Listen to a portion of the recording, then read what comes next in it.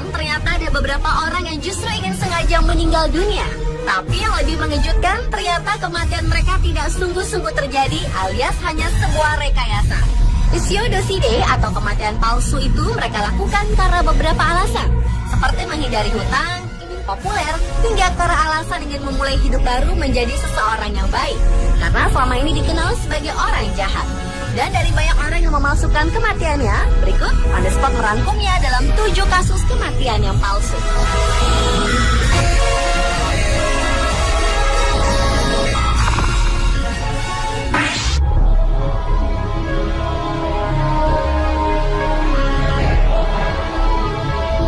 Orang pertama yang memalsukan kematiannya adalah John Darwin.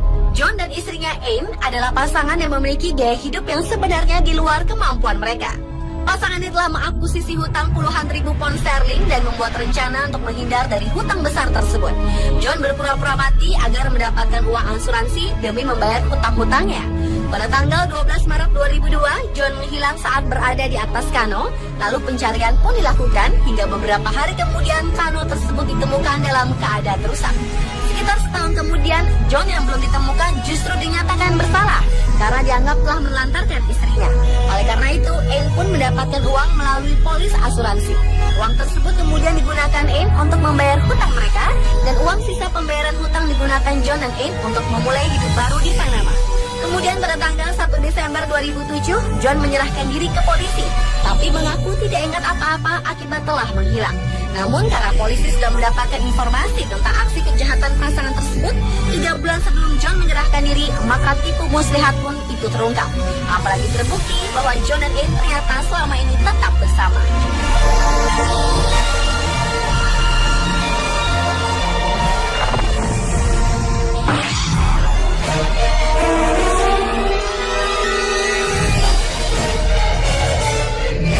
Selanjutnya adalah Ken Kesey, seorang penulis asal Amerika Serikat yang terkenal dengan bukunya berjudul One Flew Over the Cuckoo's Nest.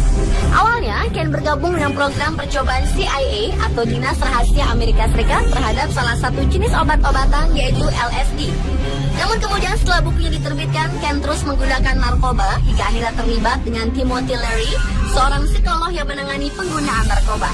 Pada tahun 1965, Ken ditangkap karena memiliki ganja. Untuk dapat keluar dari penjara, Ken pun memalsukan kematiannya. Dengan bantuan teman-temannya, Ken pun berpura-pura menabrakkan truknya agar tampak seperti bunuh diri yang rumit. Kemudian ia pun melarikan diri ke Meksiko selama 8 bulan. Namun saat memutuskan kembali ke Amerika Serikat, ia ditangkap dan kemudian dipenjara selama 5 bulan.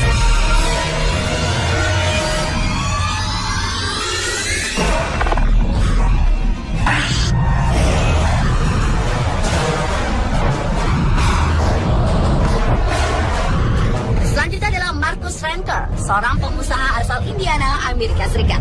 Ia didakwa mencuri dana jutaan dolar dari investor. Seperti dilansir salah satu media massa, pria berusia 38 ini dituntut pengadilan untuk membayar $533.500 Amerika Serikat atau kurungan penjara jika ia terbukti bersalah dalam kasus penipuan investasi surat berharga tersebut.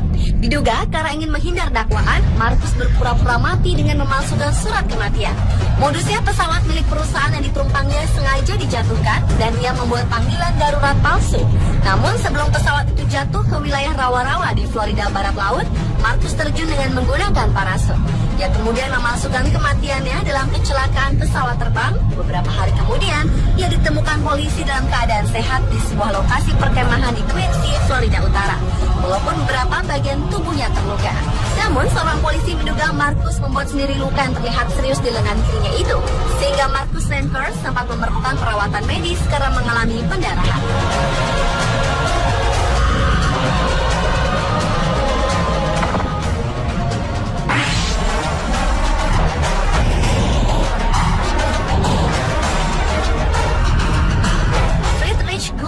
Adalah seorang pianis berbakat asal Austria. Meski sebenarnya ia sangat mengidolakan Mozart, namun pianis aliran klasik dan jazz ini terkenal karena kemampuannya bergaya ala Beethoven dalam bermain piano. Gaya permainan pianonya menggabungkan aliran jazz dan klasik, sehingga ia mendapat sebutan teroris pianis. Tahun 1999, Friedrich dan teman-temannya menciptakan sebuah kebohongan, yaitu sebuah laporan kematian palsu. Tujuannya untuk mempromosikan konser pianonya pada tahun itu, dengan harapan konser pianonya di Konzerthaus Wiener bisa sukses besar. Setelah konser berlalu, Friedrich mengungkapkan keinginannya untuk meninggal di hari ulang tahun Mozart, komposer yang paling dipujanya. Dan tepat sekali, Friedrich akhirnya benar-benar meninggal karena gagal jantung pada 27 Januari 2000, tanggal yang sama dengan kelahiran Mozart. Friedrich Gulda akhirnya dimakamkan di Austria.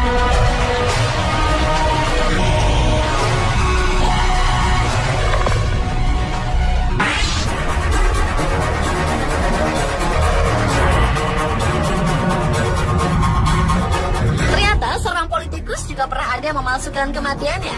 Salah satu politikus, salah satunya seorang menteri di Inggris itu bernama John Stonehouse. Berawal saat John mendapat kabar bahwa Departemen Perdagangan dan Industri sedang mengusut kasus pencurian uang. Kemudian demi meloloskan diri, John pun menggunakan uangnya untuk membuat identitas baru sebagai Yusuf Markham.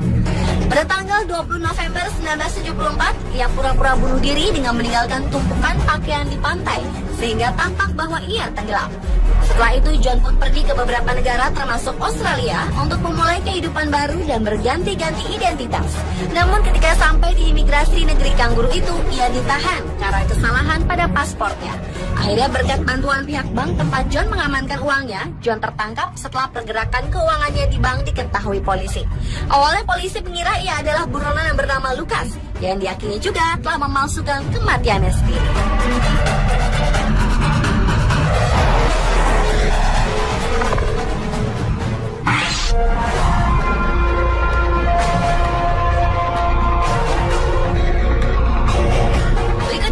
Byron Shane Carpenter, seorang yang sempat menjadi buronan karena menabrak seorang wanita hingga tewas akibat mengendarai kendaraan dalam keadaan mabuk.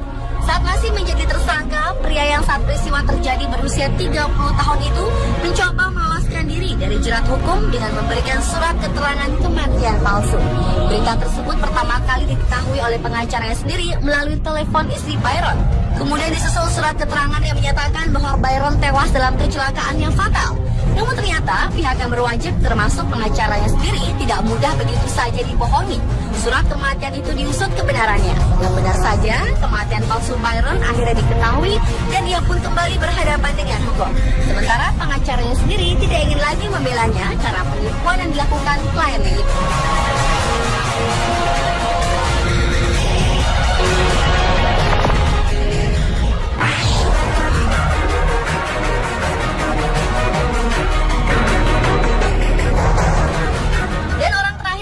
Kematiannya adalah Ace Baker. Ace merupakan seorang komponis dan musisi di Amerika Serikat. Ace pernah membuat teori konspirasi 9/11 atau teori yang sehubungan dengan serangan 11 September 2001 terhadap Amerika Serikat. Berdasarkan efek Hutchison, Ace menyatakan bahwa pesawat dalam video penyerangan itu palsu.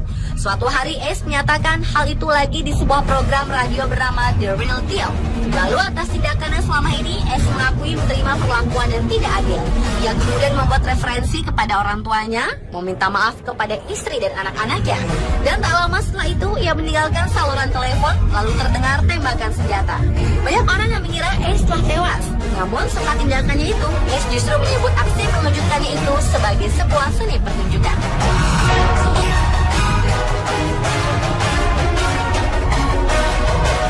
Pemirsa, itulah 7 kasus kematian palsu versi Unspot.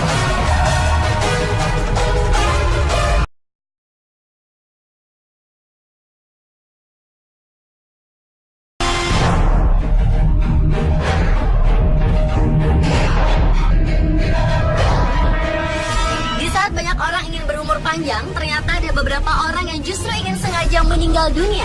Tapi yang lebih mengejutkan, ternyata kematian mereka tidak sungguh-sungguh terjadi alias hanya sebuah rekayasa. Pseudocide atau kematian palsu itu mereka lakukan karena beberapa alasan, seperti menghindari hutang, ingin populer, hingga karena alasan ingin memulai hidup baru menjadi seseorang yang baik, karena selama ini dikenal sebagai orang jahat. Dan dari banyak orang yang memalsukan kematiannya, berikut On The Spot merangkumnya dalam 7 kasus kematian yang palsu.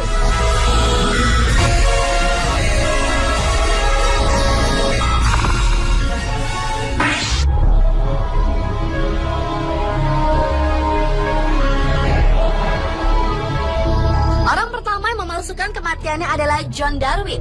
John dan istrinya Anne adalah pasangan yang memiliki gaya hidup yang sebenarnya di luar kemampuan mereka. Pasangan ini telah mengakuisisi hutang puluhan ribu pound sterling dan membuat rencana untuk menghindar dari hutang besar tersebut. John berpura-pura mati agar mendapatkan uang asuransi demi membayar hutang-hutangnya. Pada tanggal 12 Maret 2002, John menghilang saat berada di atas kano, lalu pencarian pun dilakukan hingga beberapa hari kemudian kano tersebut ditemukan dalam keadaan rusak. Sekitar setahun kemudian, John yang belum ditemukan justru dinyatakan bersalah karena dianggap telah menelantarkan istrinya. Oleh karena itu, Anne pun mendapatkan uang melalui polis asuransi. Uang tersebut kemudian digunakan Anne untuk membayar hutang mereka, dan uang sisa pembayaran hutang digunakan John dan Anne untuk memulai hidup baru di Panama. Kemudian pada tanggal 1 Desember 2007, John menyerahkan diri ke polisi, tapi mengaku tidak ingat apa-apa akibat telah menghilang. Namun karena polisi sudah mendapatkan informasi tentang aksi kejahatan pasangan tersebut 3 bulan sebelum John menyerahkan diri, maka tipu muslihat pun itu terungkap. Apalagi terbukti bahwa John dan Anne ternyata selama ini tetap bersama.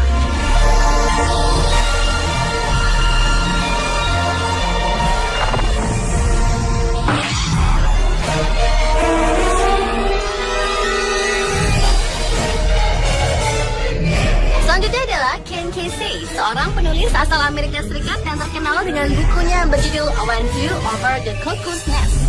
Awalnya, Ken bergabung dengan program percobaan CIA atau Dinas Rahasia Amerika Serikat terhadap salah satu jenis obat-obatan yaitu LSD.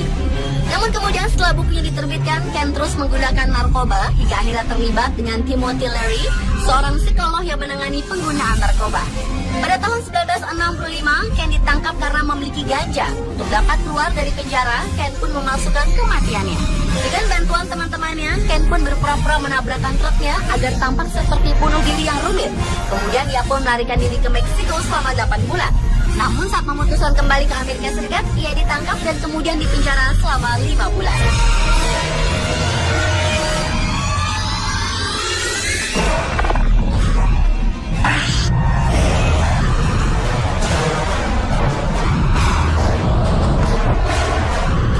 Selanjutnya adalah Marcus Ranker, seorang pengusaha asal Indiana, Amerika Serikat. Ia didakwa mencuri dana jutaan dolar dari investor. Seperti dilansir salah satu media massa, pria berusia 38 ini dituntut pengadilan untuk membayar $533.500 Amerika Serikat atau kurungan penjara jika ia terbukti bersalah dalam kasus penipuan investasi surat berharga tersebut. Diduga karena ingin menghindar dakwaan, Marcus berpura-pura mati dengan memalsukan surat kematian. Modusnya pesawat milik perusahaan yang ditumpangnya sengaja dijatuhkan dan ia membuat panggilan darurat palsu. Namun sebelum pesawat itu jatuh ke wilayah rawa-rawa di Florida Barat Laut, Marcus terjun dengan menggunakan parasut. Ia kemudian memalsukan kematiannya dalam kecelakaan pesawat terbang. Beberapa hari kemudian, ia ditemukan polisi dalam keadaan sehat di sebuah lokasi perkemahan di Quincy, Florida Utara. Walaupun beberapa bagian tubuhnya terluka. Namun, seorang polisi menduga Marcus membuat sendiri luka yang terlihat serius di lengan kirinya itu. Sehingga Marcus Ranker sempat memerlukan perawatan medis karena mengalami pendarahan.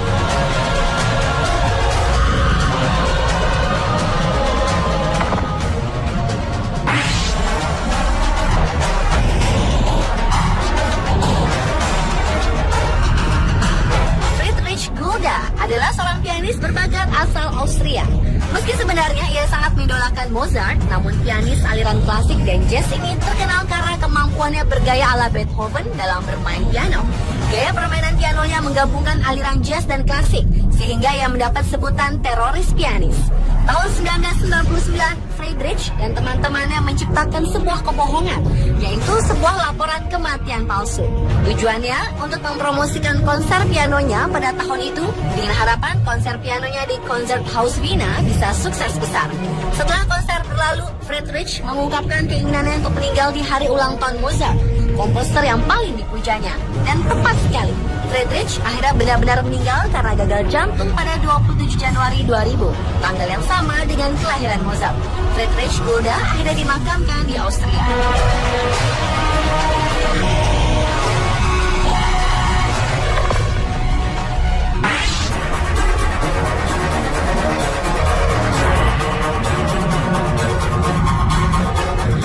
Seorang politikus juga pernah ada memalsukan kematiannya.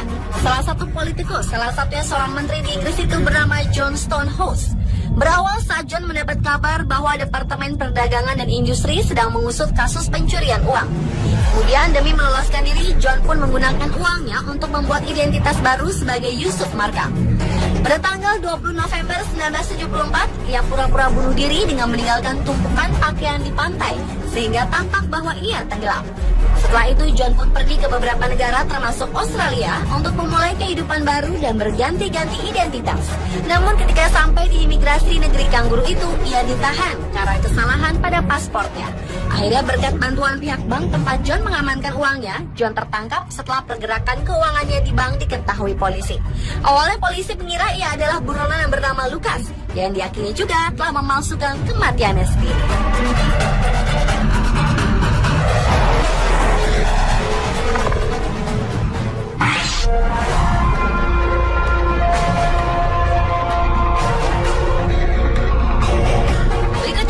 Byron Shane Carpenter, seorang yang sempat menjadi buronan karena menabrak seorang wanita hingga tewas akibat mengendarai kendaraan dalam keadaan mabuk. Saat masih menjadi tersangka, pria yang saat peristiwa terjadi berusia 30 tahun itu mencoba meloloskan diri dari jerat hukum dengan memberikan surat keterangan kematian palsu. Berita tersebut pertama kali diketahui oleh pengacaranya sendiri melalui telepon istri Byron. Kemudian disusul surat keterangan yang menyatakan bahwa Byron tewas dalam kecelakaan yang fatal. Namun ternyata pihak yang berwajib termasuk pengacaranya sendiri tidak mudah begitu saja dibohongi. Surat kematian itu diusut kebenarannya. Dan benar saja kematian palsu Byron akhirnya diketahui dan ia pun kembali berhadapan dengan hukum. Sementara pengacaranya sendiri tidak ingin lagi membelanya karena penipuan yang dilakukan kliennya itu.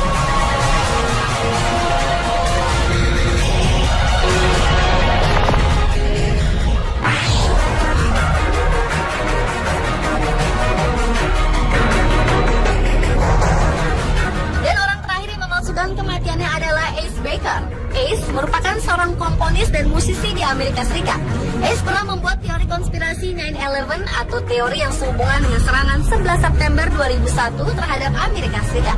Berdasarkan efek Hutchinson, Ace menyatakan bahwa pesawat dalam video penyerangan itu palsu. Suatu hari Ace menyatakan hal itu lagi di sebuah program radio bernama The Real Deal. Lalu atas tindakannya selama ini, Ace mengakui menerima perlakuan yang tidak adil. Ia kemudian membuat referensi kepada orang tuanya, meminta maaf kepada istri dan anak-anaknya. Dan tak lama setelah itu, ia meninggalkan saluran telepon, lalu terdengar tembakan senjata.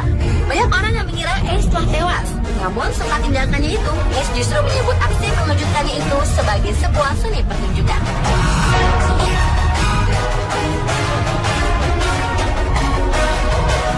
Pemirsa, itulah 7 kasus kematian palsu versi Unsolved.